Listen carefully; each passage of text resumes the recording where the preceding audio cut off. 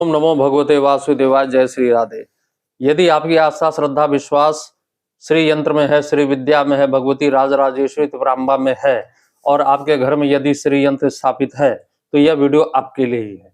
दूसरी बात यह कहना चाहूंगा कि आज मैं आपको शास्त्र सम्मत प्रमाण के साथ में आपके घर में यदि श्री यंत्र स्थापित है तो उनका पूजन विधान कैसे करना चाहिए, संक्षिप्त पूजन विधान, ठीक है। ये थोड़ा सा धैर्य बना के रखिएगा, वीडियो के अंत में सारी चीजें मैं आपको एक एक करके बताऊंगा। जय श्री राधे। ओम नमो भगवते वासुदेवाय। आप सभी का बहुत सारा प्यार मिला हमारे पूर्व के वीडियो में और शायद उसी प्यार के विवश होकर के भगवती शायद परम्मा की कृपा से ही मैंने इस श्रृंखला को बढ़ाने का प्रयास किया और कोशिश किया। आज उसी श्रृंखला में एक अद्भुत रहस्य का उद्घाटन करने जा रहा हूं, क्योंकि बहुत सारे लेख मिलेंगे, सुलेख मिलेंगे, एपिसोड मिलेंगे, लेकिन करना कैसे ये बताने वाले बहुत ही कम है, ठीक है। तो आपका बहुत ज्यादा समय नहीं लूंगा, सीधे सीधे उस मुद्दे पे ही आऊंगा। एक्चुअल में क्या है कि यदि आपके घर में श्री यंत्र है और श्री यंत्र की आप पूजा कर रहे हैं, मुझे नहीं मालूम कि वो सुप्रतिष्ठित है या नहीं है, या आपने किसी ब्राह्मण के द्वारा प्रतिष्ठित कराया है, जो कुछ भी हो, लेकिन अगर प्रतिष्ठित है, श्री यंत्र है, तो उसकी ऊर्जा को बरकरार कैसे रखना है, क्योंकि यदि नियमित पूजन सेवा भाव होगा तो उसकी ऊर्जा बरकरार रहेगी। किसी भी विग्रह में या किसी भी यंत्र में जो पूजन विधान होता रहेगा तो उसमें देवता हमेशा प्रसन्न मुद्रा में बैठ करके रहेंगे। यदि सेवा पूजन विधान में कमी होती तो देवता वहां से निकल जाते हैं। दूसरी बात, आज का समय लोगों के पास में बहुत कम है कि जो एक पूरा विधान कर सकें, क्योंकि एक श्री यंत्र में ऊर्जा को समाहित करने में और उसकी श्री विद्या की सपर्या करने में 8 से 9 घंटे का समय लगता है। आज के समय में उतना समय किसी के पास है नहीं, तो मैं बहुत संक्षिप्त विधान आपको बताने जा रहा हूं।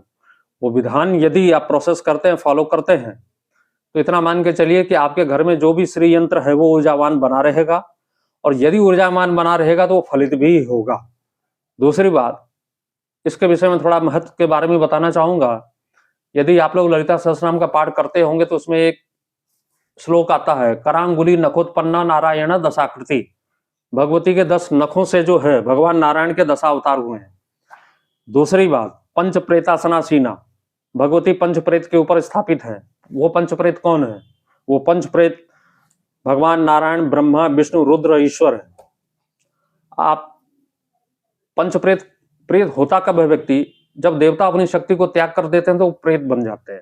अब आप ये मान के चलिए, जो पराविद्या, जो महाविद्या, जो भगवती राजराजेश्वरी त्रिपुरांबा ललिता का आसन के पाए ये हैं ब्रह्मा, विष्णु, रुद्र, ईश्वर, सदाशिव, तो अब मान के सोच के ये आप कल्पना कीजिए वो शक्ति कितनी बड़ी होगी।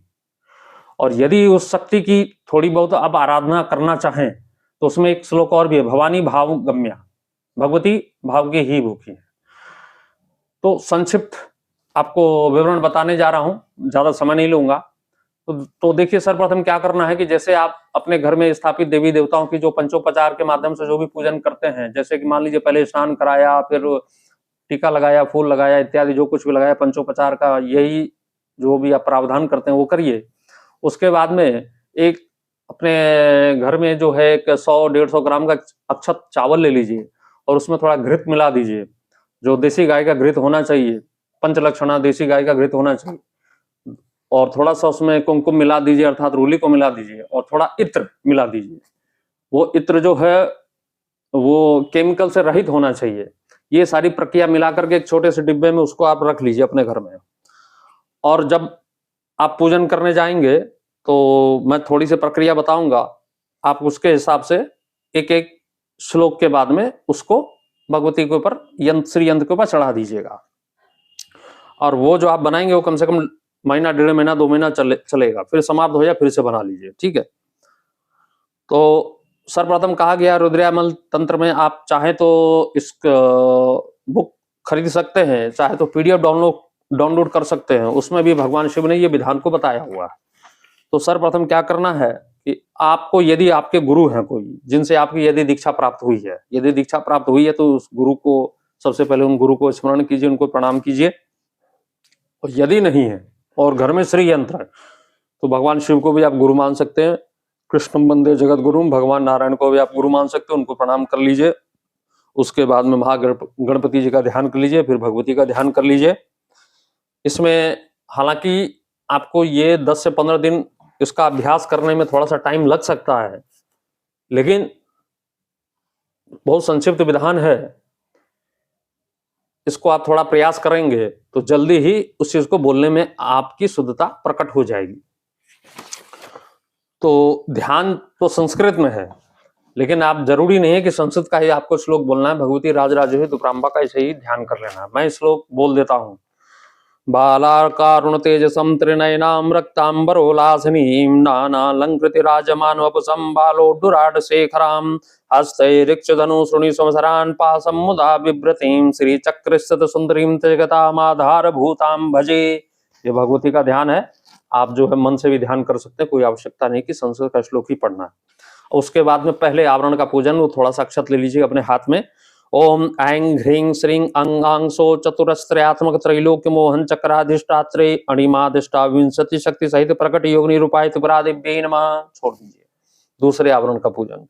ओम त्रिवृतात्मक त्रिवर्ग साधर चक्राधिष्ठात्रे कालात्यादि सहित मात्रका योगिनी रूपाय त्रिपुरेश्वरी दिव्यै नमः। भगवती को छोड़ दीजिए।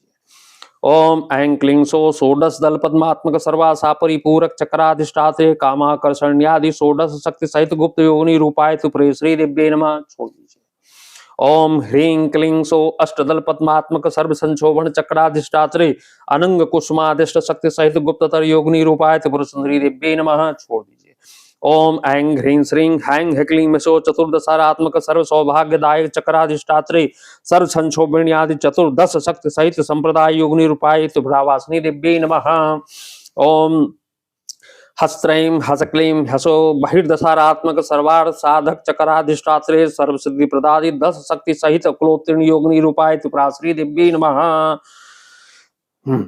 ओम ह्रीं क्लीं ब्लीं अंतर्दशात्मक सर्व रक्षाकर चक्राधिष्ठात्रे सर्वज्ञादि 10 शक्ति सहित निर्गर्भ योगिनी रूपाय त्रिपुर मालिनी दिव्यै नमः। छोड़ दीजिए।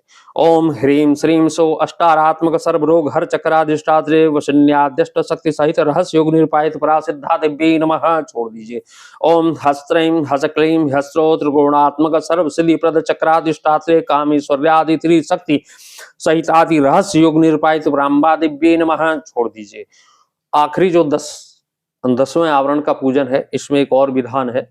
यदि आप किसी गुरु से दीक्षित हैं तो आपको कोई दीक्षा दिए होंगे, बाला त्रिपुर सुंदरी की दीक्षा दिए होंगे, पंचदशी की दिए होंगे, या षोडशी की दिए होंगे, या महाषोडशी की मिली होगी दीक्षा, तो पहले उस मंत्र को जप लेना है। और यदि मान लीजिए कि नहीं दीक्षा मिली है तो कोई बात नहीं, इस प्रकार से बोल देना है। ओम बिंद्वात्मक सर्वानंदमय चक्राधिष्ठात्रे खडंगा युद्ध 10 शक्ति सहित परापराति रहस्य योग निरूपाय महात्पुर सुंदरी दिव्यै नमः। ये आपने छोड़ दिया, भगवती को प्रणाम कर लिया, उसके बाद में भोग लगा दीजिए। दूसरी बात, आगे जो है मुद्राओं का भी प्रदर्शन किया जाता है, लेकिन वो मैं अगले विशेषांक में बता दूंगा। वो कर पाए तो ठीक, नहीं कोई बात नहीं। अब ये 9 आवरण की पूजा आपकी श्री यंत्र में हो गई। अब वो प्रतिष्ठित हुआ है या नहीं, या जो भी, लेकिन नित्य इस प्रकार की 9 आवरण की आप पूजन कर देते हैं। समय मैक्स टू मैक्स 5 से 10 मिनट का ही समय लगना है। तो वो यंत्र भवानी भावगम्या वो धीरे धीरे सिद्ध हो ही जाएगा। नहीं, सिद्ध कहना गलत होगा, उस धीरे धीरे प्राण प्रतिष्ठित हो ही जाएगा, इसमें कोई संदेह नहीं है। और भगवती की कृपा आपको अवश्य मिलेगी। दूसरी बात, यदि मान लीजिए इस महाविद्या के विषय में आपकी रुचि है, तो मैं एक छोटा सा 64 तंत्र के नाम नहीं बोलूंगा, सिर्फ एक पुस्तक बोलता हूं, आप उसको पढ़िएगा। उसमें सरल भाषा में लिखा है, डॉक्टर श्यामाकांत द्विवेदी की पुस्तक है, श्री विद्या साधना भाग 1, श्री विद्या साधना 2। उसको पढ़ेंगे आप तो कम से कम आपको थोड़ा सा स्पष्टीकरण बेसिक क्लियर हो जाएगा। ठीक, अब बात हुई, अब ये तो श्री यंत्र की सेवा पूजन मैंने बताया, और आपकी थोड़ी श्रद्धा विश्वास जागे और सेवा करने की इच्छा हो तो भगवती को अष्टमी, नवमी, चतुर्दशी, अमावस्या, पूर्णिमा, ये तिथियां बहुत प्रिय हैं। इन तिथियों में भगवती को आप जो है चाहें तो घर में शुद्ध खीर बना के भोग लगा देवें, कभी मालपुआ बना के भोग लगा देवें, ऐसा भोग लगाएंगे तो भगवती की और कृपा होगी। यही विधान है और ये मेरे द्वारा रचित नहीं है, भगवान शंकर के द्वारा रुद्रयामल तंत्र में रचित है।